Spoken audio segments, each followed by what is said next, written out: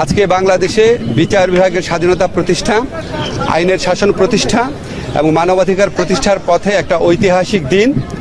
আজকে আমাদের আনুষ্ঠানিকভাবে বাংলাদেশের সুপ্রিম কোর্টের স্বতন্ত্র সচিবালয় স্থাপন করা হলো।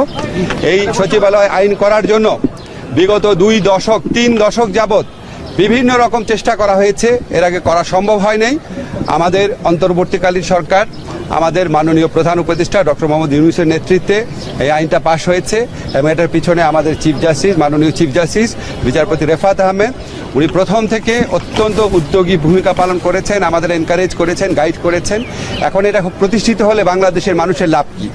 লাভটা হচ্ছে, আপনারা আগে সবসময় শুনতেন যে অধস্তন আদালত যে আছে, ট্রায়াল কোর্ট আছে, সেগুলির উপর যে রাজনৈতিক সরকারের মন্ত্রীরা ছিল, বিশেষ করে আইনমন্ত্রীর কথা বেশি শোনা যেত। ওনারা অনেক ধরনের খবরদারিত্ব করতেন, কে জামিন পাবে, কে জামিন পাবে না, কি রায় হবে, কিভাবে রায় হবে না, এই সমস্ত কিছু, কোন মামলাটা আগে শুনানি হবে, কোন মামলা হবে না, বিচারকদের পোস্টিং, পদোন্নতি, বদলি, সমস্ত কিছু রাজনৈতিক প্রভাবের মাধ্যমে নিয়ন্ত্রণ করা হতো। এখন আর রাজনৈতিক প্রভাব থাকবে না। এটা আইন মন্ত্রণালয়ের কাছ থেকে সম্পূর্ণভাবে বাংলাদেশের সুপ্রিম কোর্টে যে প্রধান বিচারপতি আছেন, ওনার নেতৃত্বে যে সচিবালয় আছে সেখানে ন্যস্ত করা হয়েছে।